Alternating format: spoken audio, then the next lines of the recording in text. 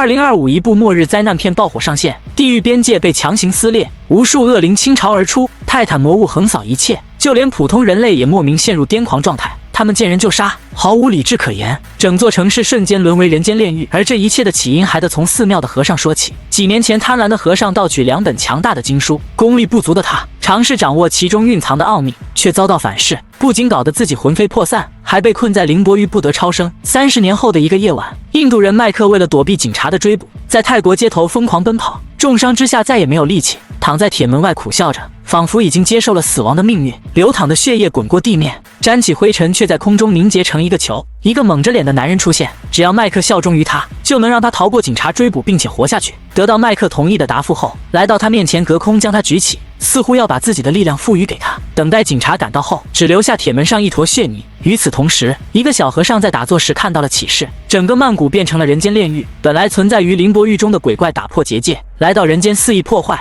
猛然惊醒的和尚知道这不仅仅是个梦，而是未来的投射，当即收拾行李下山，去寻找能够阻止灾难发生的守门人。在市井的一座石桥上，等待着有缘人到来。此时好动的露露在父母不注意时，被一只蝴蝶吸引来到桥上。父母赶忙寻来感谢了和尚后准备离开，却没想到男人被和尚叫住，郑重地告诉他说他是地狱的守门人，只有他能阻止未来即将发生的灾难，但他将会失去一切。杰克听得云里雾里的，只是再次感谢了和尚后离开了。随后带着家人来商城购物，却遇到了早已死去的麦克。他在商城中环顾四周，确认了杰克在场后，突然拔枪对着周围扫射。身为警察的杰克听到枪声，立刻前来阻止，大喊让麦克放下武器，可他非但不听，还率先拔枪射击。杰克赶紧先躲起来想对策，可在这时，他看到眼前同样躲起来的辫子女孩正在发短信求救，短信还没发出去就被麦克一枪射死。杰克仔细听着声音，确定麦克又在对着娃娃自言自语时，突然出现，一枪射中他的致命部位。可在麦克临死前，他说仪式完成后守门人就会出现。说罢，麦克身体内仿佛燃起剧烈的火焰，片刻之后猛然爆炸，整座城市瞬间陷入一片混乱。有些人类突然发疯，不断地朝着妻子和女儿袭来。为了躲避袭击的人群，他们以最快的速度回到了租住的酒店，并将门牢牢锁住。朝着窗外看去，城市早已是一片火海。与此同时，杰克醒来，奇怪的是他离爆炸点最近却毫发无损，但却发现商场里有很多奇怪的女同学，她们一个个面目可怕，攻击性极强，甚至有些还会倒挂在天花板上爬行。为了寻找妻女，杰克一路来到停车场，却在这遇到了一个30米高的骷髅巨人。巨人的目标似乎就是他，紧紧跟在身后。极强的身体素质让他比常人跑得快一点，一路上头都不敢回。尽管如此，也差一点被巨人抓住。人生地不熟，在狭窄的居民区乱跑，直到进入一条死胡同，以为自己会葬身于此，谁知旁边的门突然打开，在和尚的邀请下进入了房间内。这里居然伤害不了他。一路上遇到了这么多奇怪的事，杰克以为自己在做梦，可和尚却告诉他并非如此。现在所身处的地方是灵宝狱，天堂和地狱之间的一片领域，这是迷失方向之人的归宿。杰克回想起麦克临死前叫他守门人，而和尚第一次见他时也叫他守门人，他不禁有些疑惑，杰克杀了麦克就是完成了打开地狱之门的仪式。麦克其实是和尚父亲的长牙，他的父亲威奇恩才是一切的幕后黑手。威奇恩曾经也是一位僧人，利欲熏心的他偷走了2本经书，分别是《永恒之始》和《吸魂大法》。但这2本经书并非是普通凡人所能窥视的，在阅读经书时获得的知识越多，他遭到的反噬越大，逐渐消耗他的肉体。意识到身体每况愈下，决定占据其他人的身体，而他的目标竟然是儿子，也就是和尚。当威奇恩把自己的灵魂转移到孩子身上时，被妻子在背后偷袭打晕，威奇恩的灵魂也被驱逐出这个世界。虽然转移失败，但和尚还是受到经书的影响，不仅脖子上留下肉体撕裂的疤痕，而且还拥有了随时穿越不同位面的能力。和尚严肃地告诉杰克，当地狱之门完全打开，地狱中受尽折磨的灵魂即将从中喷涌而出，杰克必须去关闭地狱之门，那是他不可推卸的使命。但他却只想找回女儿。和尚表示，没有自己的帮助，杰克不可能找到妻女，而且地狱之门如果完全打开，那这个世界上所有人的灵魂都无法避免地成为恶鬼口下的零食。所以关闭地狱之门不仅是在拯救别人，也是在拯救他的妻女。听到这里，恍然大悟的杰克才答应跟着他一起去完成使命。可一路上到处被阴霾笼罩，毫无生气。和尚之前抓住的那只蝴蝶，从原本鲜艳的蓝色变成了灰色，翅膀上也是千疮百孔。突然从不远处传来了尖叫声，抬头看去，竟然是一个女孩被鬼怪逼到楼顶的边缘。杰克立刻上楼去拯救女孩，他拿着一根铁棍打倒袭来的鬼怪，成功救下女孩。这才看清，她竟然是商场里被杀死的辫子女。与此同时，巨人再次出现，杰克拉着女孩准备逃走，却被另一只巨人拦住去路。辫子女也被一把抓住，塞进嘴里咬掉了脑袋。眼看着女孩死去，杰克感到非常遗憾。和尚告诉他，这在凌波狱很常见，那些迷失的灵魂根本不记得自己已经死了。巨人的出现就是要吞噬这些迷失的灵魂，让他们不必再被凌波狱中的恐惧蚕食。听到这里，杰克突然想到了什么，原来他在爆炸中已经死了。之所以进入凌波狱，是因为心中还有执念。他所看到的奇怪女同学和巨人，都是凌波狱中才会存在的。杰克一时间无法接受自己死亡的真相。和尚劝导他，虽然你死了，可你的妻女还活在世上，如果想要拯救他们，就必须快点去关闭地狱之门。听到此处，杰克才冷静下来。地狱之门在现实世界中，和尚带着他来到一座剧院，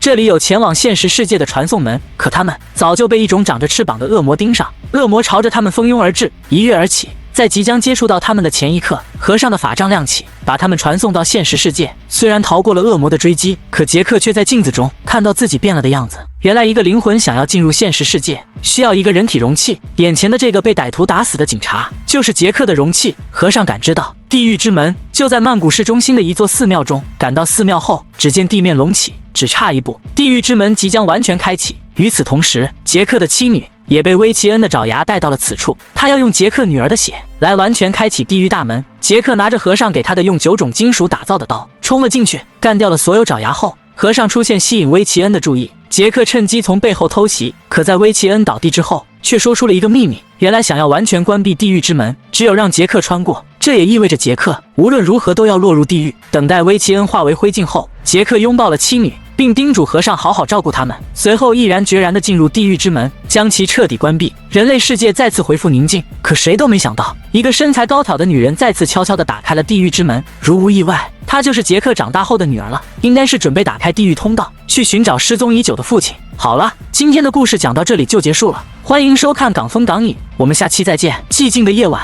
独居男孩家的门铃突然响起，他打开门一看，外面空无一人，可他刚转过身，大门却突然关闭，家里瞬间陷入黑暗。他吓坏了，急忙点燃蜡烛躲进了地下室。屋外又传来声响，他一个踉跄从楼梯跌落下去，手中的蜡烛落在地上，瞬间点燃了地下室。伴随着一声爆炸，男孩失去性命。30年后，一个男人来到被烧毁的房屋，他雇人将房屋重新装修一番，刚进门就看见有一个地下室，工人告诉他门被卡死，到时候可以把门封住，就当地下室不存在。可他不想浪费任何一块地方，顺手拿起撬棍准备破门，结果门没撬开手，却被划出一道口子。工人十分无语，带着他去医院包扎。两人前脚刚走，地上血液就汇聚成一条线，缓缓流向门把手。下一秒，血液消失，地下室的门自动打开。5天后的夜晚，一帮小年轻来到老房子，小黑熟练地输入密码打开房门。原来他是装修工人的儿子，从父亲口中得知男人明天才会搬进来，于是他决定好好利用一下，在这里举办一个派对。几人刚拿出音响设备，灯光就突然熄灭。小黑猜测是跳闸了，只要找到电箱就行。看着缓缓打开的地下室门，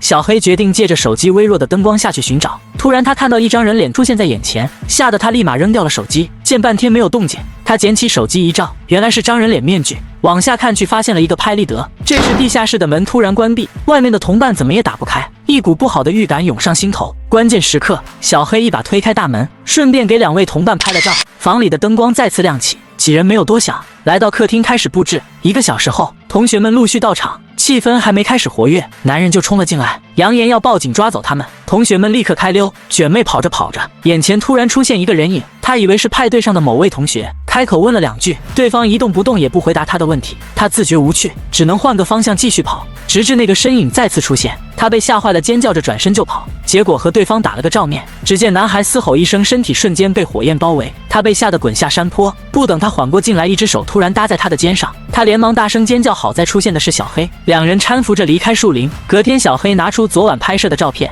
其中一张竟然是卷妹在树林中经过的模样，另一张是好友马格吃东西噎住的画面。这是什么鬼？难道那个拍立得可以预告人的死亡？想到这里，他起身去找马格。此时马格正准备买吃的，走廊上突然出现一个人影。就在马格探头查看时，售卖机开始自己运行，马格顺手拿起就吃，并询问对方需不需要帮助。不等对方回答，下课铃就响了起来。马格没放在心上，刚准备离开，就觉得呼吸很不顺畅。这时小黑赶了过来，知道马格包里有肾上腺素，一针下去救回马格。可他却高兴不起来，拿出照片一看，马格和上面的神态简直如出一辙。他立刻找上卷毛，把事情告诉对方，并拿出照片让卷毛查看。谁知照片居然变成了空白的，卷毛不以为然，拿起相机给他拍了一张，这可把他吓坏了。照片上的他穿着橄榄球服躺在地上，他越看越害怕，因为不久后他就要参加橄榄球比赛。这时马格走了过来，他又把情况告诉马格。马格觉得他想的太多，自己呼吸不顺只是因为选错了零食。他的话马格一句也不相信。晚上回到家，他拿起锤子将拍立得砸了个稀巴烂，然后把拍立得和照片一起烧毁。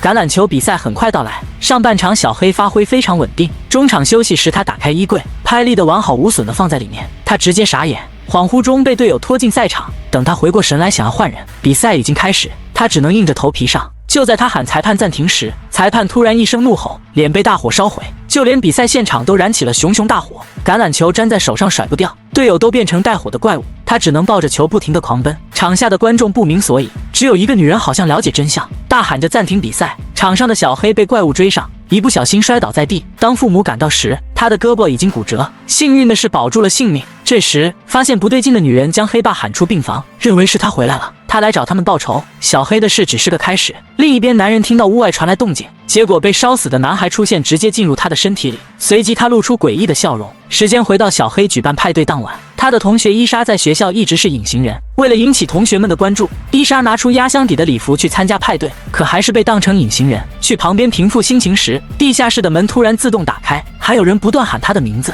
他循着声音走下去，一眼就看中了那个人脸面具，在面具的蛊惑下，他轻轻地戴在脸上。从地下室出来，他倍感自信，迈着六亲不认的步伐在现场转悠，瞬间成为全场焦点。派对结束后，他费了好大劲摘下面具，躺在床上回忆派对上的美好，不禁露出笑容。一旁的面具仿佛受到他的感染，也露出笑容。从此以后，他便爱上了这个面具，去哪都要戴上。另一边，小黑修复好后来到学校上课，他回来的第一件事去找伊莎索要比赛当天的录像。在他的请求下，两人来到录影棚。比赛当天的视频里人们都很正常，伊莎刚走出摄影棚，就看到同学抱着他的无人机从屋顶跳了下来。事情很快闹到老师面前，经过调解，同学打算道歉了事。伊莎本想接受，包里的面具却突然开口，让伊莎不要轻易原谅同学。老师也觉得同学的做法不对，除了道歉以外，应该做出相应的赔偿。无奈之下，同学只能提出分期付款。面具再次发生，让他不要退缩。下一秒，他突然强硬起来，嘲讽同学到毕业都还不清钱，顺便还把老师骂了一顿。反应过来后，他立刻道歉，同意了分期付款的方式。回到家后，母亲又开始骂伊莎，因为无人机是父亲用来工作的，于是收走他的手机和电脑。晚上弟弟拿着手机过来，原来同学将砸无人机的视频发到网上，叶莎都快气死了，把弟弟赶出房间。面具又开始说话，提出要帮助伊莎。与此同时，同学正在操场玩滑板，不小心摔倒在地，黑暗中突然走出一个人，将滑板直直地砸向同学。面具人摘下帽子，面具竟然和脸开始融合，幸好小黑及时赶到，这才将面具人赶走，救下了同学。伊莎的弟弟正在看书，楼下突然传来声响，走下楼一看，面具人出现在家里，他急忙给姐姐打电话求救，铃声竟然从面具人口袋传来，他吓得拔腿就跑，面具人也追了过来，很快就找到了他。他朝着面具人喊姐姐的名字，面具人终于停下脚步，大喊着滚开，然后用力撕掉面具，竟然是伊莎。恢复正常的伊莎紧紧地抱着弟弟，不断给弟弟道歉。另一边，被附身的男人醒来，觉得脑袋无比沉重，拿出手机一看，今天是星期一，顾不上收拾，匆忙赶往学校。一路上不知跌倒了多少次，倒不是他不注意，而是身体不受控制。去卫生间洗脸时，镜子里突然出现男孩的身影，请他帮忙找出某个人。随后他浑身一颤，再次露出诡异的笑容。与此同时，丽莎姐弟两人来到桥上，将面具扔进水里，看着面具沉入湖底，两人这才放心离开。杨老师突然从灌木丛中走出，呆呆地望着水底。不久后，他回到老房子，开始放飞自我。人脸面具已经被他打捞上来，拍立得也被他拿走。心情超好的他去快餐店购买食物，老板娘不是别人，是球场上第一个察觉小黑不对的人。当他说出现住地址后，老板娘惊讶不已，问他有没有遇上奇怪的事。他表示一切正常。老板娘没有多说，去拿微波炉里的食物，转身发现他消失不见。正疑惑时，他突然出现在身旁，可把老板娘吓了一跳。这种行为让老板娘想起一个人，当晚便想跟小黑谈话，刚出口就被黑爸阻止。黑爸让小黑回家，警告老板娘不要再打扰小黑。无奈之下，老板娘只能离开。路上恰好碰见马格，把手中的照片交给他，嘱咐他一定要转交给小黑。看着马格拿来的照片，小黑一眼认出这是裁判。来之前，马格做了研究，照片上的人是被大火烧死的那个男孩。当初小黑去地下室时，同行的卷毛不小心摔倒在地，摆钟也开始摆动。他听着摆钟的声音，只觉得脑袋晕乎乎的，但他并没有放在心上，而是兴奋地参加派对。期间看到心仪的男生，直接上前搭讪，结果两人压根不在一个频道上。看着男生离开的背影，他非常失落，准备提前回家。刚走出房门就被弹回去，耳边再次响起摆钟的声音。他环顾四周，发现自己回到了地下室门口。同伴催促他赶快布置，他疑惑不已，难道自己穿越了？为了验证这个猜想，他跑出大门，结果又听到摆钟的声音。他再次回到了地下室门旁，这次他彻底慌了，不断的往外跑，结果无一例外，每次都回到派对开始前，哪怕是从窗户逃离都不行。他只能百无聊赖的待在派对上，等派对结束。期间再次遇上心仪的男生，他灵机一动，询问男生喜欢哪些运动员。得知答案后，他在网上查询相关信息，然后再次穿越。等遇上男生后，主动和其搭话，两人聊得热火朝天，很快就将男生拿下。男生提出两人出去约会，可就目前情况来看，他根本走不出去。想起那个白种，他将里面的齿轮卡住，竟然顺利走出门外。隔天他在取东西时，突然看到一模一样的自己，下一秒复制体给他脑袋套上带子。当他重见光明时，已经身处一座废弃矿场，复制体一脚将他踹入矿洞中。好了，今天的故事讲到这里就结束了，欢迎收看港风港影，我们下期再见。这个小镇很奇怪，只要警长摇响手里的铃铛，所有人都得立马回家锁紧门窗，哪怕是在餐厅吃饭只吃到一半，也会被服务员立马赶出去。可这个男人偏偏在关键时刻喝断片了，一直等到天黑都没有回家。女人虽然很生气，但她也只能进屋关好门窗。此时独自在卧室的小女孩掀开窗帘一看，一个老奶奶说自己在外面很孤独，想让女孩放她进来。可小女孩没有危机意识，丝毫没意识到这里是2楼。当母亲发现时，以为是已晚。第二天，酒鬼弗兰克刚回到家，就被从房间里出来的警长狂扇巴掌，愤怒地质问他为什么不把门窗钉死，紧接着将他往楼上拽，让他看到了此生都难以忘记的一幕。弗兰克后悔不已，甚至于不敢抬头面对眼前的景象。警长让肯迪先把他关起来，接着走到楼下让牧师上去超度亡魂。随后看着掉落在地上的石头，他好像在思索什么，接着就把他揣进了包里。而此时几十公里外，一家4口开着房车正在旅游，却被一棵横倒的大树堵住了去路，并且天上还有成群的乌鸦。如此诡异的氛围，吓得男人立马招呼家人上车离开这里。随后他们将车开进了小镇，此时小镇上的人正在举行葬礼。男人下车想要找人问路，可却没有一个人搭理他，只有警长主动上前告诉他，只需要沿着这条路一直走，就可以回到高速路口了。男人丝毫没有怀疑对方的话，可当他开了半个小时后又回到了小镇，这让男人的心里有点发毛。倒是小镇上的居民对这种事貌似见怪不怪了。当男人第3次回到小镇的时候，他立马调转车头朝反方向开，想要验证一下是不是遇见了鬼打墙。女人认为他一定是没有注意路口，两人为此吵了起来。这时前方突然出现了一辆摇晃的汽车，男人躲避不及，直接撞进了一旁的树林。幸运的是他没被树枝穿透，但女人却陷入了昏迷。此时警长和肯迪正在房车的必经之路上安装地刺，目的是为了防止房车在天黑之前乱跑。突然黑车上的男人找了过来，大声呼救，说前方发生了车祸。警长让肯迪送他先去医疗室，自己则去了车祸现场，然后循着地上的划痕找到了房车，先安抚了车里人的情绪。得知男人叫吉姆，警长告诉他救援的人马上就会来。小镇上牧师带着护士和警长的儿子艾文一起到了车祸现场，肯迪和艾文将其他人救了出来，唯独车内的小男孩伊森无法动弹，他的腿被一根木头刺穿了。护士表示想要将他平安的救出来，起码要1个小时，而眼下距离天黑还剩40分钟左右。警长立马有了决断，让他在车内给小男孩缝合，随后拿出一个盒子向他保证没事。护士无奈只好答应。随后他又赶忙去和吉姆一家解释说，天黑了会发生不好的事情，如果想要孩子平安无事，最好按照他的话去做。而此时的小镇医院里，女孩莎拉正看着病床上醒来的男人，接着就深情地吻了上去。男人一脸不知所措，随后趁他不注意，一刀将他刺死。另一边，警长让儿子艾文先带他们回去，一定要照顾好他们。吉姆安抚着慌乱的妻子塔比，告诉他这里到处充满了诡异，为了孩子和他的安全，最好跟随这里的人去小镇，自己会留下来陪孩子。在肯迪的催促下，塔比很不情愿地离开了。警长握了握手里的石头，像是在祈祷着什么。接着他也去了车里，在吉姆的疑惑下，将石头悬挂了起来，并且封死了周围的窗户。然而艾伦这边却遇见了大麻烦，他们的车压上了自己埋的地刺，时间紧迫，现在必须尽快赶往最近的群居屋，否则他们都会成为下一个受害者。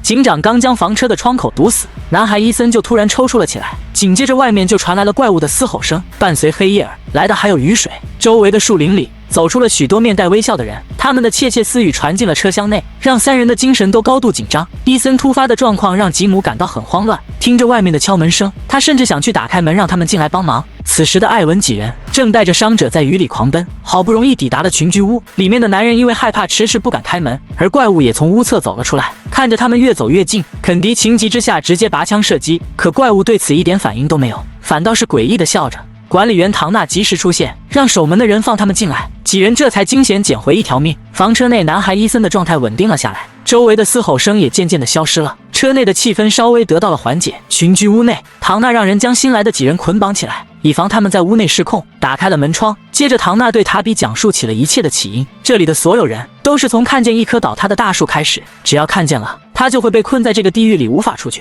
白天像是一切正常，但到了晚上，外面全是面带微笑的怪物。听着如此恐怖的描述，塔比只感觉一阵头皮发麻，而他的女儿朱莉还被捆绑在楼下。这时一个怪异的男人走了过来，他叫维克多，是专门下楼来拿黄桃罐头的，但他却对朱莉说着一些奇怪的话。这时群居屋的法蒂玛及时出现，打断了维克多的怪异举动，将他赶走后，他给朱莉松开了绳子，接着就带着他在屋子里参观，用着最温柔的方式让朱莉了解他们现在的处境。房车内的几人还没安稳片刻，外面又传来了怪物的窃窃私语。听着那种嘶哑的低语声，三人大气都不敢喘。吉姆压抑的受不了了，他想要打开窗户看看外面有什么。警长赶忙劝他千万别这样做，而怪物已经爬到了车顶。护士斯蒂也被这恐怖且压抑的气氛击溃了心里的防线，他想要去将车门打开，还好警长及时拉住了他，让他把注意力转移到伤者身上。斯蒂让警长两人固定好医生的四肢，随后伴随着男孩的痛苦呻吟，他将木棍平稳地抽了出来。此时小镇的医院里，护工正在和患有老年痴呆的病人下棋，老头是小镇副警长凯尼的父亲。为了防止他半夜乱跑，可两人全然没有注意到楼上发生了什么。病床上的男人血液早已流干，角落里的莎拉抱着头蹲在地上，他着了魔一样的在喃喃自语，好像在和某种看不见的存在对话。接着他就从柜子里拿出了一把手术刀，走到早已凉透了的男人面前。这边男孩伊森终于醒了过来，他对吉姆说道，自己做了一个很奇怪的梦，梦见一个挂满绘画的房间，不断的传来铅笔在纸上摩擦的声音，他们一家人都出现在了画纸上。而此时的群居屋内正有一个和伊森梦中相似的房间，维克多不停地在纸上画着，上面赫然便是白天的车祸现场，可他根本没去过事发地。他的怪异举止仿佛预示着将会有更多的不幸。红色的液体顺着一双腿流进了浴缸里，而刚刚在医院的莎拉此时正在冲洗着身上的血迹。哥哥内森叫他准备出来吃晚餐，可当他打开浴室的大门，地上全是带血的衣物。内森还没反应过来发生了什么。此时医院的地下室内，护工将老头哄入睡眠后，打算上楼看看病床上男人的状况。当他端着东西走入病房时，脸上瞬间充满了恐惧。只见男人浑身是血，早已没了呼吸，他只感觉脊背发凉，吓得转头就要离开，就发现门口站着两个面带微笑的人，他们一步一步地跟在后面。护工赶忙跑进了地下室，将大门反锁。此时房车内的警长疲倦地昏睡了过去，斯蒂的精力都放在了伊森身上，全然没注意到吉姆的手将悬挂的黑石取了下来。当他看见这一幕的时候，魂都吓得要飞出来了。还不等他有所动作，房车就传来了剧烈的晃动。还好这只是他的一场梦。太阳升起，驱散了黑夜的危险。警长握着手里的石头，心里好像有了某种决定。这时牧师也开车找到了他们，而彻夜未眠的莎拉在哥哥内森的安慰下，将他做的事说了出来。他的脑袋里出现了一个声音，那道声音告诉他，唯一带大家离开这里的办法，就是要听他们的话，代替他们去做一些事。所以他杀掉了病床上的男人，因为害怕被人发现，他用手术刀将男人的尸体伪装成被怪物袭击了，并且在离开的时候没有关门。牧师带着众人回到了医院，当他们看见敞开的大门时，心里顿时生出了不好的预感。他急忙跑进地下室，第一眼就看见了躺在血泊里的护工。他缓步地向前走去，最担心的一幕还是出现了，老爹的身体被撕成了碎片。肯迪痛苦地抱着老爹的残躯大哭。几个月以来，小镇都平安无事，可这短短2天内就损失了4个人，无不预示着将会有更大的悲剧。群居屋内，身体好转的医生直勾勾地盯着窗外，一个穿着白色衣服的男孩诡异地站在外面，而唐娜这边还在和新人杰德解释着小镇的诡异之事，并且告知他的朋友已经被怪物杀了。然而昨晚一直处于断片状态的杰德根本不相信唐娜的说辞，他认为这是朋友托比找来的演员。杰德叫嚣着一定会找到线索，不然就要自顾自地去寻找线索。他走进了眼前的地下室，看着眼前的木门，我只能说前方高能。好了，今天的故事讲到这里就结束了，欢迎收看港风港影，我们下期再见。一家位于北极的私人科研基地内，2名生物专家突然倒地身亡，剩下的1人虽然还有呼吸，但却双眼赤红，看这状况像是感染了某种未知病毒。国家疾控中心接到消息后，立刻派遣顶级专家团队前来调查，带队的是拥有丰富抗疫经验的艾伦博士，还有军方派来的技术专员赛罗。当所有人抵达后，第一时间给予众人最高的通行权限，准备先去看看那位感染的幸存者，因为这名患者的身份有点特殊，是艾伦博士的亲弟弟。艾伦十分关切地询问弟弟到底是如何感染的，还没开口说话就突然暴起。就在2人僵持时，助手朱莉匆忙掏出镇定剂刺向比特，才让他暂时恢复平静。稍作休息后，几人默默来到停尸房，打算看看另外2名死去的感染者。可刚打开裹尸袋，一大滩黑色液体渗了出来，里面的尸体已经化成森森白骨，这让众人更加疑惑了。必须弄清楚比特是如何感染的才行。艾伦安排同行的专家朵琳和军方代表赛罗前往比特的实验室搜集线索，这里只有实验用的小白鼠，并没看到更加实用的猴子。基地的工作人员表示，他们做实验从来不用猴子。两人复杂的对视一眼，显然产生了几分怀疑。经过仔细搜索，他们在下水道弯管中发现残留的猕猴毛发。在这里，人们不仅可以随意选择性别样貌。朵琳和赛罗开始四处查找饲养猴子的地方，来到走廊尽头，被一道大门挡住去路。士兵赛罗用冷却液将门锁暴力打开。这是一间无比杂乱的储物室，可不知为何，笼门都是从里面撬开的。就在这时，一个黑影掠过，朵琳认出这是一只猴子，正准备上前时，谁知对方猛地扑了上来。好在赛罗及时出手，一棍将猴子干翻。只见他的喉咙正在不停颤抖，这和比特感染后的症状十分相似。助手朱莉此时也觉得有些不对劲，一边翻阅感染者比特的实验日志，一边询问基地负责人洪博士，比特到底在从事什么研究项目。对方没有隐瞒，表示比特研究的和基因突变有关。朱莉听完后有些惊讶。领队艾伦此时已经身处比特的宿舍内，打开电脑后，他看到里面存着许多实验日志，随手打开一个，都是一些日常的心得分享。其中的手势很快引起艾伦的注意，表达的含义是这里有危险，尽快离开。就在这时，副手跑过来通知隔离病房出问题了。艾伦连忙过去查看，发现感染者比特居然不见了，头顶上破开的天花板说明对方逃进了通风管道中。负责人洪博士立刻启动应急系统，在通风管道里释放麻醉气体。分钟后感觉时间差不多了，艾伦带着保安爬进了通风管道中，没多久便看见一个人影，可靠近了才发现这人并不是感染者比特。同一时间，艾伦的副手朱莉和学生莎拉正在化验比特的血液，发现其中的病毒结构非常特殊，像是来自远古时期早已灭绝的品种。刚刚赶来的艾伦大吃一惊，这种病毒非但能够自我复制，而且还能大概率发生突变，这也许就是比特没有立刻死亡的原因。人不知道的是，自己的言行全在负责人洪博士的监控当中，居然是专家小组的军方代表赛罗。原来他和洪博士都在同一个老板手下做事，来这里是想掩盖基地内的某些真相。随后赛罗回到自己的宿舍，掏出隐藏在背包中的零件，大步流星来到研究基地外，正准备安装调试时，忽然看到前方矗立着许多被冻成冰雕的猴子尸体，原来他们全部都在这里。当所有人都忙得不可开交时，感染者比特穿着一身制服，神情自若地行走在过道上。经过一间房间时，里面顿时传来此起彼伏的惨叫声。不知为何，这5个实验人员并未受到伤害，其中2人在比特离开后也跟着逃走了，只剩下3个倒霉蛋留下来接受隔离。此时，朵琳正在实验室测算病毒的感染率，忽然感觉身后有人，转头一看，正是另一名逃跑者，接着就猛地扑向朵琳，被一把甩开后，忽然倒在地上失去意识。再次逃过一劫的朵琳暗暗松口气，连忙将他送去隔离室中。可被隔离的3个倒霉蛋立马不乐意了，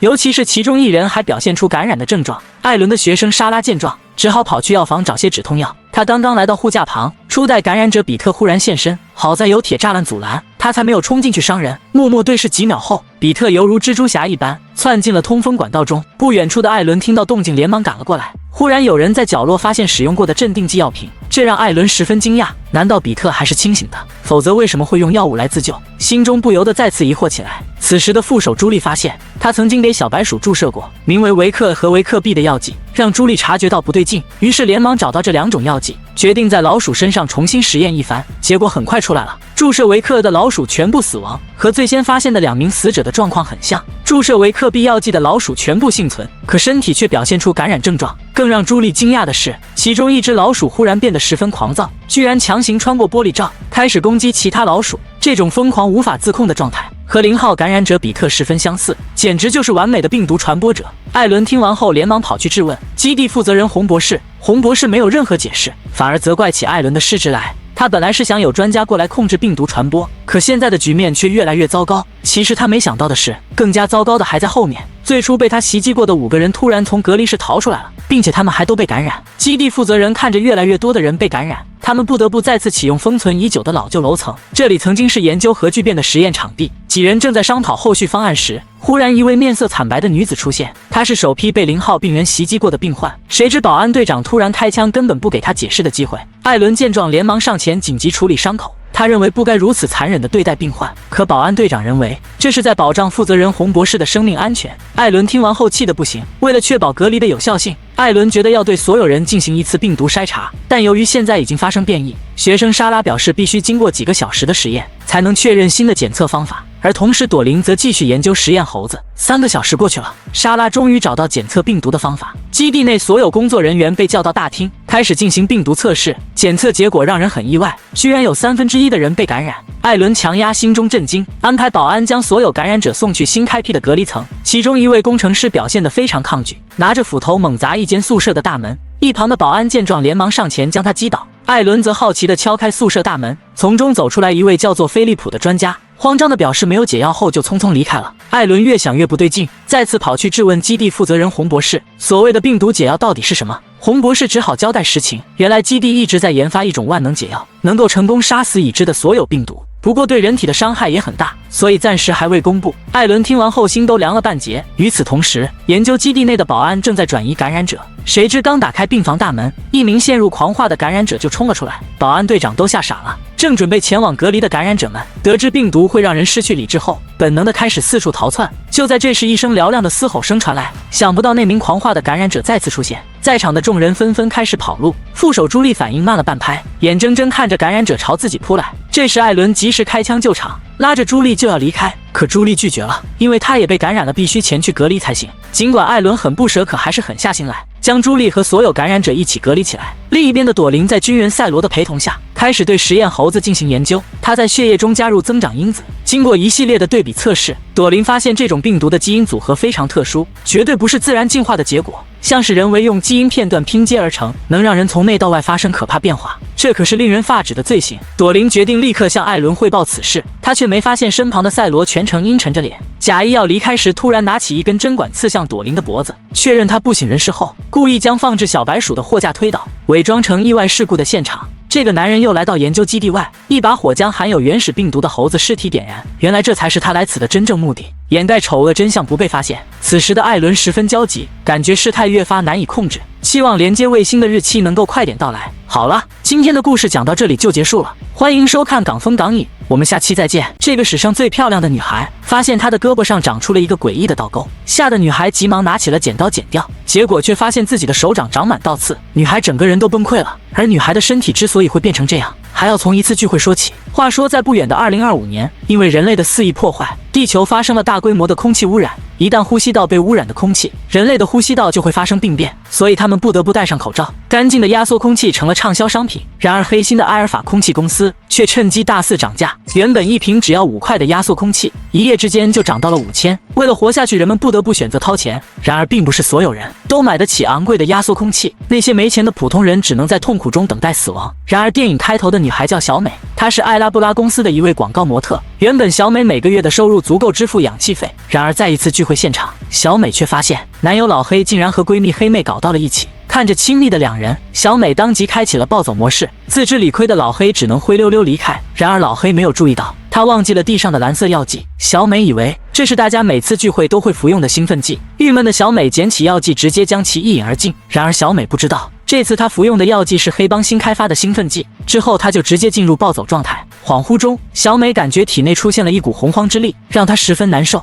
而离开的老黑想去卫生间寻找兴奋剂，却被几个抠脚大汉突然拦住。倒霉的老黑被丢进了卫生间。厮打的过程中，老黑抢走了一个马仔的手枪，结果不小心打到了自己的大腿。看着事情闹大，黑帮匆忙离开了现场。随后老黑却看到小美竟然在屋顶挂着，小美一脸嫌弃地看向老黑，原来她是想哄骗闺蜜服用药剂，然后趁机侵犯。小美觉得老黑是个人渣，气愤地离开了卫生间。然而刚来到楼梯口，她却看到刚才的黑帮竟然堵住了门口。为了不被发现，小美只好从卫生间的窗户离开。可她在打碎玻璃的时候却弄出了动静，听到声音的马仔追了上来。为了不被黑帮抓到，老黑也跟着爬了上去。可就在跑路的时候，他却不小心从房顶掉了下去。看着被摔晕的老黑，小美也没伸出援手，她从高处跳了下来，直接翻墙跑了。可刚来到路口，小美却突然感觉晕头转向。还好开车的男人是小美的朋友，将小美送到家后，男人动起了歪心思。结果这时小美醒了，心虚的朋友匆忙离开了小美家。看着手臂上的倒钩，小美一脸疑惑。可她不知道这还不是最恐怖的。等小美来到卫生间，才发现她的胳膊上到处都是伤口，一些伤口甚至已经开始溃烂。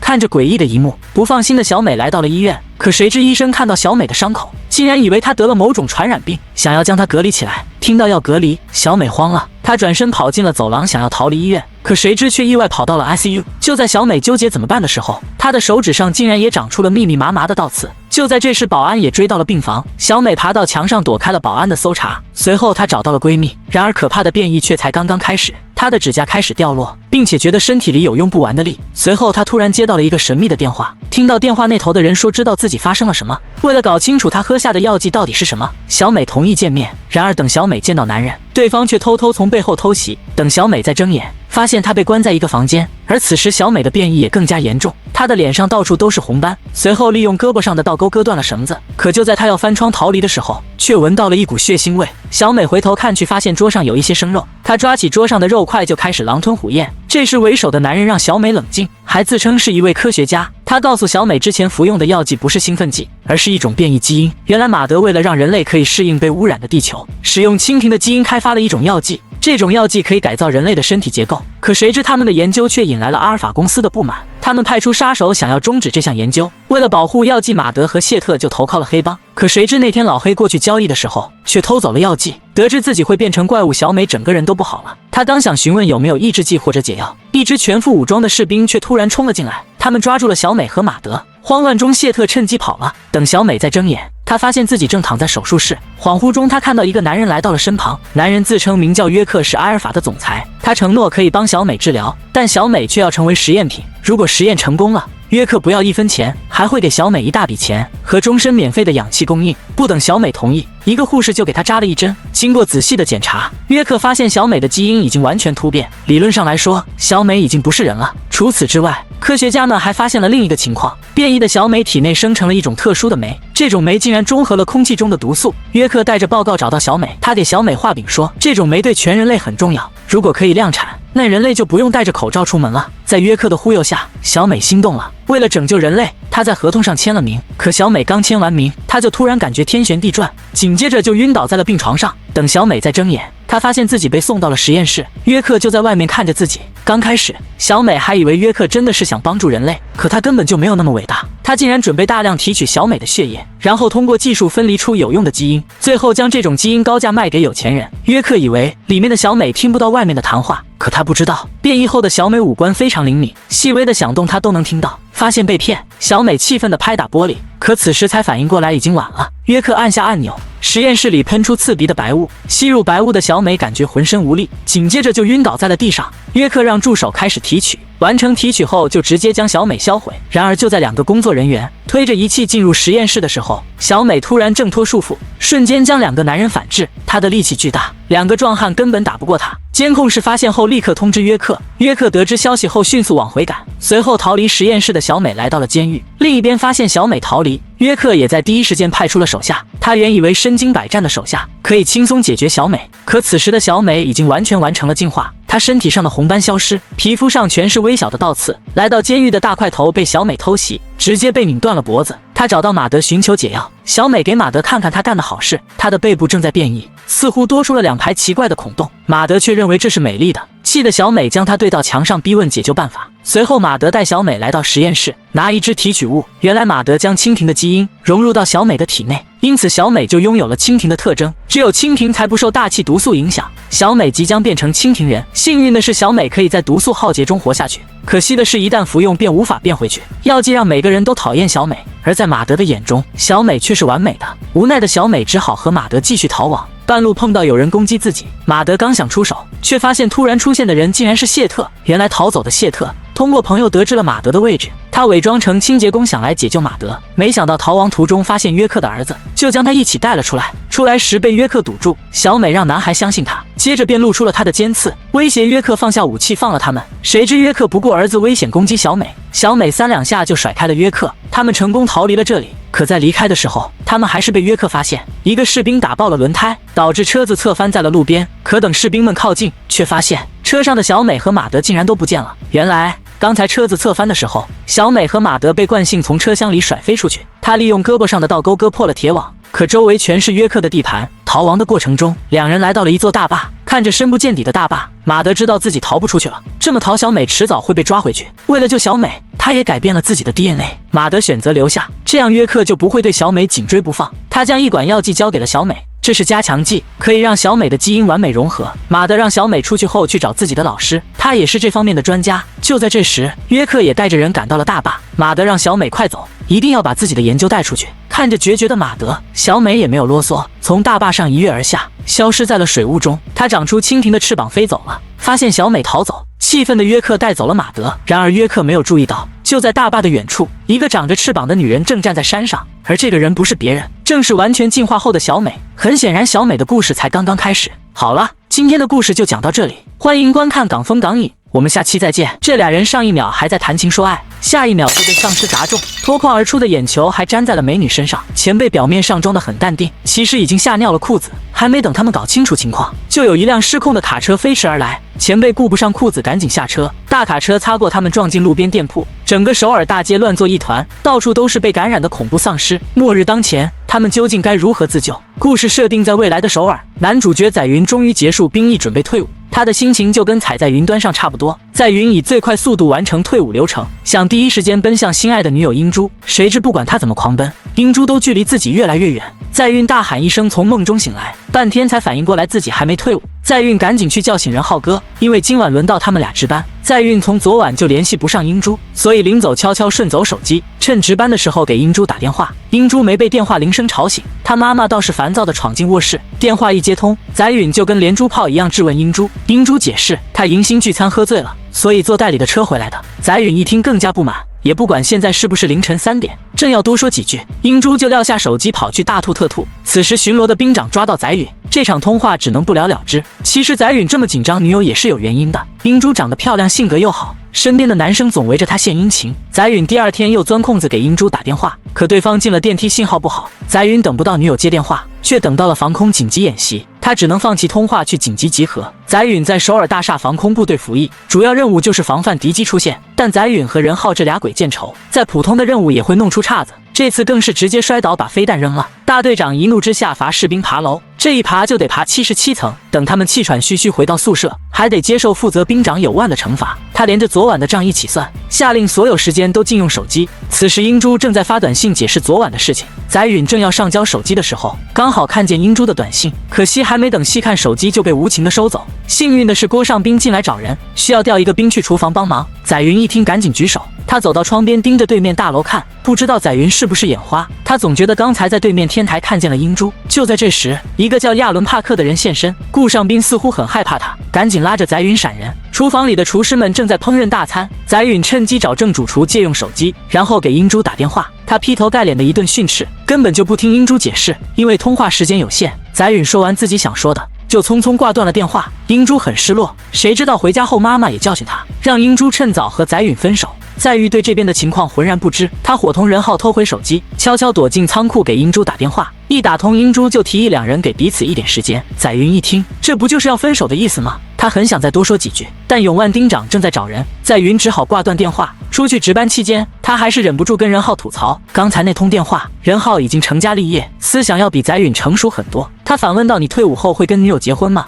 载允支支吾吾答不出来。与此同时，英珠正在看着相册黯然神伤。谁知公司的徐前辈突然来电邀约，他赶紧换好衣服去见徐前辈。英珠本意是随便找个地方吃顿饭就行，谁知徐前辈把他带到了高级餐厅。就在这时，载允又打来电话，英珠直接无视了载允的来电，准备回家后再打给他。殊不知载允心灰意冷，发了条分手留言就上交手机。载允觉得让英珠这样毫无计划的等下去是对两个人的不负责，所以主动提了分手。等英珠打过去，对方已经关机，他饭也不想再吃，准备去部队找载允聊一聊。可现在的时间这么晚，徐前辈不放心他自己打车，干脆提议开车送一送英珠。另一边，载允跟任浩接到任务，需要去十字路口的加油站购买汽油。本来长官都不想找这俩不靠谱的人办事，但其他人都有事情要忙，两人提着汽油桶走进贵宾区，毫无意外的被工作人员拦住。今天这里要举办亚洲超级明星奖，禁止闲杂人等随便出入。画面一转，一个浑身是血的人砸到车上，脱落的眼球都沾到了英珠身上。而载允那边也发生意外，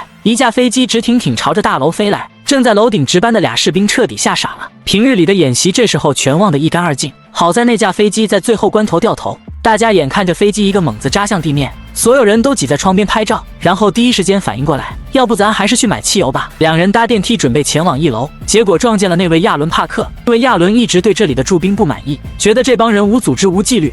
载云一听，脾气也上来了，结果电梯突然故障，亚伦立刻联系保安室尽快处理好，电梯却莫名其妙停在了53层。三人一脸懵逼，不知道发生了什么。一个浑身血的老外猛地爬出电梯门求救，亚伦身为总经理，马上安抚顾客。三人走出电梯才发现到处都是死人，尸体跟下饺子一样哗哗往下掉。任浩更是一个不留神，就被满地的肠子绊倒，肠子的另一端还连着半截尸体。翟允二人慢一拍逃跑，等他们追上亚伦时，发现对方正在被丧尸强制按。任浩急忙抄起酒瓶砸倒丧尸，三人齐心协力推着餐桌死死挤住丧尸。不过这法子也不是长久之计，眼看丧尸就要钻出来，任浩想了个法子，打算烧死对方。翟允闻言去吧台找最烈的酒，可丧尸这会已经脱离控制，他索性把酒瓶扔给任浩。亚伦眼疾手快，然后伙同二人引燃丧尸。同一时间内，英珠薅下脖子上的眼球，刚才还说要当大树的徐前辈翻脸不认账，他摸出手机准备打给保险公司求助，谁知道摔下来的男人还没死。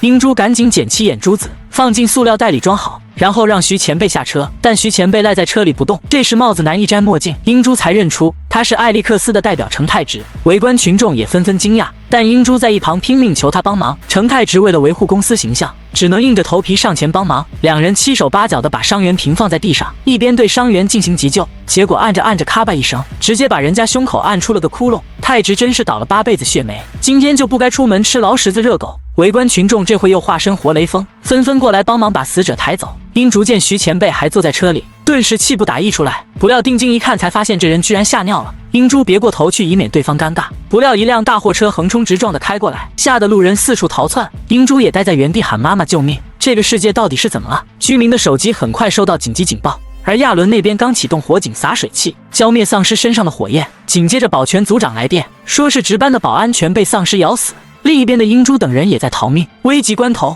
徐前辈还在惦记自己的车太之，不料很快就窜来几只丧尸。此时的首尔大街堪比神庙逃亡，每个人都跟无头苍蝇一样，被丧尸追得上蹿下跳。好在英珠跑出去没多远，就被一个美容院老板娘救下。老板娘咬牙切齿的抱怨，本来美容院就快干不下去了，丧尸又跑出来添乱。而英珠此时只能发短信告诉翟允要过去找他。至于翟允和任浩那边，丧尸追赶，二人心惊胆战地关上应急门，火速逃往部队。不过驻军在最高层，光是爬楼梯也得爬上一会，好不容易爬到75层，楼梯间居然被锁住了，眼下只能穿过饭店大厅，从北侧楼梯继续往上。期间肯定会遇到不少丧尸，两人拿着火机，一咬牙拉开大门，却看到眼前一片狼藉，然后指了指旁边的工作人员专用室，结果刚露头就挨了一拖板，原来是那个屡次三番拦截他们的工作人员。此时丧尸暴动的情况已经由首尔向外不断扩散，而大厦驻军的首要任务是对空防御，所以分队长打算先死守屋顶。为了保险起见，每个人都可携带步枪，但实带有走火的危险，若情况更加恶化时才会提供。在宇那边看到墙上有紧急电话，正想联系英珠，不料水晶姐说这部话只是个摆设。听柜台旁边倒是有只室内电话，但那里面到处是丧尸。任浩闻言检查柜子上的东西，发现这里有不少油漆，不曾想三人刚靠近前台，就碰到一只丧尸。翟允及时用火机点燃消毒剂，谁知丧尸脑袋都烧焦了，也没有立刻死亡。好在任浩反应迅速，用锋利的刮板削开了丧尸脑袋。只见断头尸体迎面砸向水晶姐，差点把他吓得魂飞魄散。三人继续推着清洁车前进，前方隐约传来嘈杂的喊声，他们凑过去一看，才发现正主厨正死死抵着玻璃门。好了，本期节目就到此结束，欢迎观看港风港影，我们下期再见。女人前一秒偷偷扔了个包裹，下一秒就自杀了。女儿对此感到非常害怕且不理解，这个东西到底是什么？女人为什么要自杀？这一切都成了个谜。然后10年过去了，女孩每天和清理垃圾的工人爸爸生活在一起，非常辛苦，挣的也不多，只够养活上学的女儿。这天女儿在学校看到爸爸和朋友正在收学校这块的垃圾，她觉得很丢人，怕同学们看不起她。其实大部分同学还是很友好的，就是之前开车那个金发妹团伙总嘲笑她。这天金发妹故意丢垃圾，并且还让她爸来收。小美很气愤，但又无计可施。另一边，爸爸和朋友去别人家里边收垃圾，突然在垃圾桶里看到了个盒子。爸爸看着上边有汉字，就打算送给学中文的女儿。而这边的学校里，金发妹又来没事找事。这次小美没惯着她，就给金发妹说的挺生气的，俩人互相打了起来。紧接着两人在学校里展开了激烈的搏斗。随后她没敢第一时间回家，失去了邻居阿姨娜。阿姨表示这个年纪打架很正常，你爸不会生气的。回来爸爸果然没问他打架的事，还表示给他准备了个礼物放床上了。听到这话，小美好奇的过去一看，就只能看懂4个字：许愿其次。结果这时校园群里炸锅了，是金发妹发了小美的照片，依旧嘲讽她爸是个收垃圾的。仔细一想，这盒子能许愿，抱着试试看的态度，女孩刚对着这个魔盒许完愿，金发妹就开始全身溃烂。魔盒实现了女孩的愿望，于是她赶紧回到家，拍下了许愿盒上的中文汉字，准备找人问问是什么意思。与此同时，她发现家里的狗不见了，最后在地下室发现了小狗的尸体。小美很伤心，但她并不知道这就是许愿的代价。每完成一个愿望，她的身边就会失去一个生命。为了弥补自己的难过，小美许下了第2个愿望。她拜托魔盒，希望自己的男神爱上自己。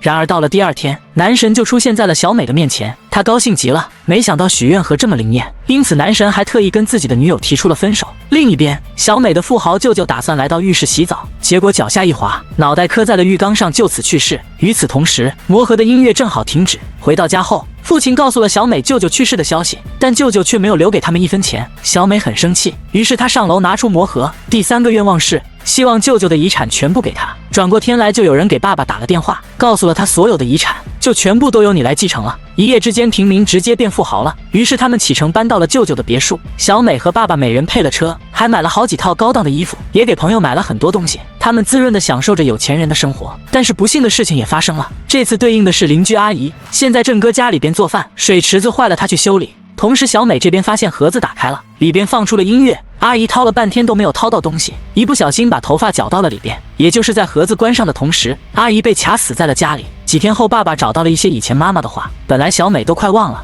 这一下子又回到了妈妈的阴影里，想问问爸爸当时妈妈为啥要自杀，但是爸爸也不知道。等到了夜里，小美发现记者在偷拍自己，就没当回事。但是音乐的打开让小美很疑惑，可翻译过来的汉字她又看不懂，然后向朋友询问魔盒上的中文意思。下课后，她来找了瑞恩的表妹，表妹一眼就看出来这是个啥东西，说这个呀叫许愿盒，盒子下边有个落款人工雕刻的名字。接着就上网找到了个叫陆梅的资料，说是在1910年，中国东北部地区有一场规模很大的鼠疫，陆梅跟她的家人都被怀疑感染了，就给他们隔离到了火车车厢里，没人管他们。最终家人死于脱水，只有陆梅一个人活了下来。家里的财产她也只是拿走一个盒子。她拿着盒子祈祷了7天7夜，在第7天的晚上，一个妖怪出现了，并进到了盒子里。从那之后，陆梅是想要啥就有啥，直到1922年去世了，是自杀的。盒子上说在音乐结束后会有事，而发生什么事，这几个字表妹不认识，她也需要找别人帮忙看看，就让瑞恩他俩先回去。回去的路上，小美又看到父亲在路边捡垃圾，这让她觉得很丢人，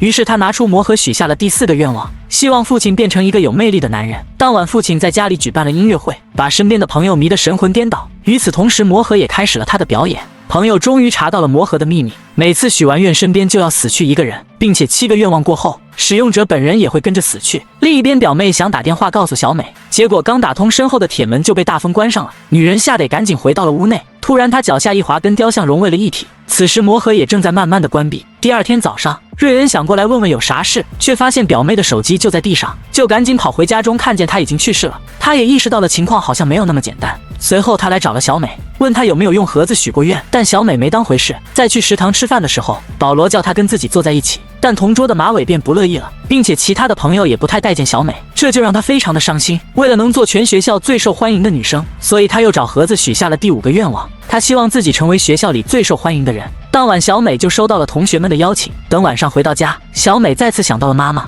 也做了妈妈上吊的梦，就把她给吓醒了。起身一看，外头有人拍她，小美拿了个耙子就追了出去，质问对方到底是谁。随后爸爸来问她怎么回事，这回她选择暂时不许愿，而瑞恩为了表妹，也开始调查起了盒子。第2天，小美来了阿姨家，结果发现阿姨死在了家里，这就让她也去相信瑞恩说的话了。完成愿望会有血的代价，她把这事跟朋友说了，俩人开始怀疑，觉得应该是巧合。朋友让她别激动，最好现在把这盒子给扔了。小美暂时答应了，但等到扔的时候，又想起了之前表妹的话，如果抛弃，所有的愿望都会消失。但她却忘了，在实现愿望的同时，身边就要失去一个人。这次小美亲眼目睹了整个过程。电梯突然晃动了一下，女人赶紧打电话求助自己的朋友，可话还没说完，电梯门自动打开了。与此同时，魔盒也正在慢慢的关闭。就这样，小美失去了最好的朋友。眼前的一幕让她终于意识到了魔盒的恐怖，但是她已经深深陷入了自己的欲望里。想到最大的遗憾就是母亲，她再次拿起魔盒，许下了第6个愿望，就是让自己的母亲复活。话音刚落，母亲就走了进来。这时父亲也进来了，他端着蛋糕为小美庆祝生日。他们一家人享受着幸福时光。第二天，小美在家里的阁楼发现了一张魔盒的画像。她回想起小时候，母亲偷偷把一个东西扔进了垃圾桶。这下她终于明白了，母亲之所以自杀，就是因为受到了魔盒的诅咒。突然，魔盒自动打开，又响起了音乐。小美立刻明白了过来，就叫了一声爸爸，转头就被电锯给锯死了。这回小美是真害怕了，觉得与其结果成这样，倒不如一切都没有发生过，就去找盒子许了最后一个愿望。回到发现盒子那个早上，一睁眼又回到了那个周一。爸爸和老黑正要准备出门收垃圾呢，他想跟着一块去，也给黑妹白妹打了电话。等到了房子附近，小美主动要求去翻垃圾桶，想比爸爸早一步找到盒子。到了学校，她去找了瑞恩，之前的那些经历让她知道，瑞恩才是真心对自己的那个人，想让瑞恩帮她去给埋了，要求是别打开看他。但这个愿望的代价来了，金发梅开车经过，小美没看路，正好撞上，死于交通事故。随后她想拿小美的包留个纪念，结果却在这时起了歹念。这个女人好惨啊，胖了20几年，好不容易谈个对象，结果对方还是个卖减肥药的，钱一到手就把她给甩了。从那天起，她决定减肥，一口气吃完整瓶减肥药，结果这些全是伪劣产品，直接中毒被送去抢救。可是3个医生都抬不动她，医生心想推过去总可以吧，但用上吃奶的劲儿，女人还是纹丝不动，最后还是靠她自己翻过去。生活真的很绝望，就连算命先生都说你这一辈子都不可能翻身。可谁也想不到，几年之后，这个丑女人却变成了大众女神。女人名叫小美，身高165，体重250，虽然长相又胖又丑，但她却拥有一副好嗓音。闲暇之余会兼职和宅男们打色情电话，由于长相不尽人意，也只能躲在幕后为明星代唱。请小美代唱的女歌星叫雅美，她有苗条的身材、美丽的容颜，但偏偏唱歌就是很烂。台前的雅美光鲜亮丽，搔首弄姿，幕后的实力唱将，只能躲在狭小的空间里激情演唱，就连地板都是豆腐渣工程，小美随便跳一跳舞台就塌了。好在有制作人的指挥，这场演唱会才得以完美收官。事后他还被雅美百般嘲讽，因为他差点就让雅美露馅了。看见小美被雅美嘲讽，制作人小帅主动过来安慰她。被暗恋的人这样抱着小美高兴极了，但闺蜜却劝她不要白日做梦，因为世界上的女人分3种，荧幕上的极品女神，生活中的真品女人，而她是被抢着退货的女人。谁也没想到，第2天小美就收到小帅送来的礼物，是一条红色的长裙，让她穿着出席明天的生日宴。虽然穿着不合身，但是喜欢的人送的，她还是穿上了裙子去参加宴会。结果可想而知，爆出的肥肉被同事们嘲讽嫌弃。这时雅美也来了，看到她穿着和自己一样的衣服，小美尴尬极了。她知道自己被雅美耍了，默默地离开了宴会。小帅猜到是雅美的恶搞，于是把她叫来了洗手间，大骂了一顿，然后对她说：“你以为我是因为喜欢她才对她好的吗？你根本不用耍手段整她。她每天自己照镜子都会被打击几10次，她很有实力，但又肥又丑，根本上不了台面，只是一个帮我们赚钱的工具。”而这些话都被躲在厕所的小美听到，原来自己一直暗恋的人只是在利用自己。她心如死灰，离开了酒吧。回到家，封住了门窗，打开了煤气，准备离开这个无情的世界，了结自己可悲的一生。可就在这时，电话响了，是经常跟他打电话的顾客，而这个人刚好是位整形医院的医生。为了隐瞒打色情电话的事情，医生决定帮助小美进行全身整形。然而要做这样的手术风险极大，小美却说自己昨天已经死过1次了。医生决定拯救这个可怜的女孩。他们定制了一套整容方案，眼睛、鼻子、嘴巴，几乎全身上下都要动刀子。方案定好就准备开始手术。躺在手术台上的小美十分紧张，这场手术将要决定了她的人生。随着麻药生效，小美昏迷了过去。医生也开始动用了手上的工具，抽出一罐又一罐的脂肪。在手术紧张进行的同时，雅美和小帅已经急疯了。小美莫名的失踪导致演出无法正常运行，他们开始满世界的找她。而小美的手术十分顺利，即使全身裹满了纱布，她依然在跑步机上挥洒汗水。1年后，终于等到见证奇迹的时刻。当拆下纱布的那一刻，医生和护士都惊呆了，太美了。此时的她美得简直就像天女下凡。现在的她无比自信，走在大街上也不用在乎别人的眼光，甚至在人群中翩翩起舞。这一刻，仿佛世界都是她的。小美变美了，跟着一起变得还有世界对她的态度。比如这个外卖小哥，一个微笑就可以将她迷得神魂颠倒。再比如这个被她追尾的司机，一开始躺地上破口大骂，当看到小美美丽的容颜，态度立马80度大反转，就连交警过来处理也偏向小美这边。可由于整容后，现在的长相和驾照明显不是同一个人，小美只能叫来闺蜜证明自己的身份，可闺蜜压根就没认出她来，直到核对2人的同款纹身，闺蜜这才相信。闺蜜告诉她，在她消失的这1年，雅美没有了代唱，演艺事业一落千丈，现在正在紧急的招募代唱，而她每天守在小美患老年痴呆父亲的身边，希望能等到小美出现，或许是为了小帅，又或许是为了自己的歌手梦，他换了一个名字珍妮，来到工作室面试。刚一开嗓就震惊了所有人。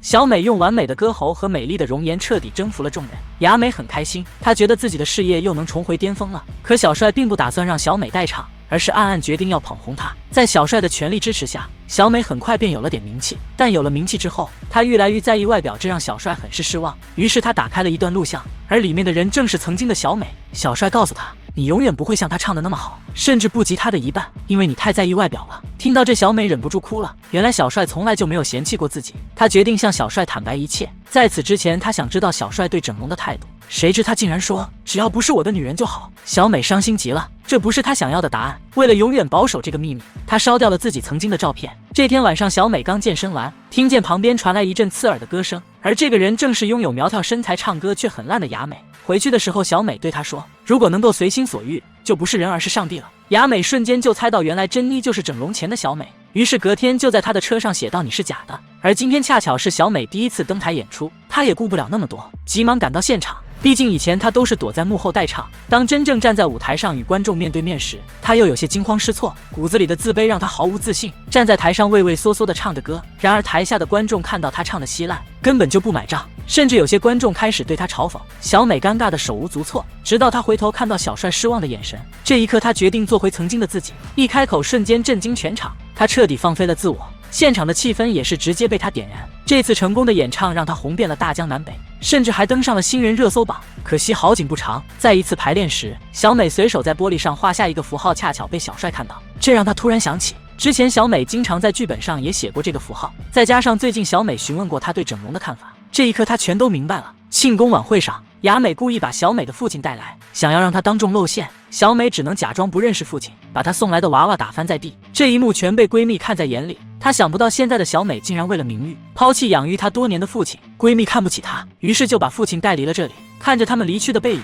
小美终于意识到自己的错误。她找到了小帅，准备向他坦白一切。而小帅其实早就猜出了他的身份，但他对这些都毫不关心，他只关心明天的演唱会能否顺利进行。看着小帅冷漠的态度，小美终于明白了，自己在小帅眼里只是一件商品。小美心灰意冷，而这件事让唱片公司老板暴怒，要撤下他所有的作品和取消明天的演唱会。但小帅却力保小美，甚至赌上了全部身家，并威胁老板明天演唱会必须进行。到了演唱会这天，台下的观众人山人海，小美的父亲更是兴奋地从人群中冲了出来，拿着手中的娃娃在台下跳舞，但很快就被保安强行拉了出去。就在这时，小美大声喊停了保安。既然所有的一切都已经无法隐瞒，她决定向所有的观众坦白。她说自己以前又胖又丑，根本上不了台面，只能在幕后默默当代唱。如今的美貌是用全身整形换来的，可这并没有使她快乐，因为她为了现在的荣誉抛弃了朋友，抛弃了父亲，更是抛弃了自己，还放出了自己之前的照片，希望大家听她最后一次唱歌。可她早已哽咽，唱的歌也是断断续续。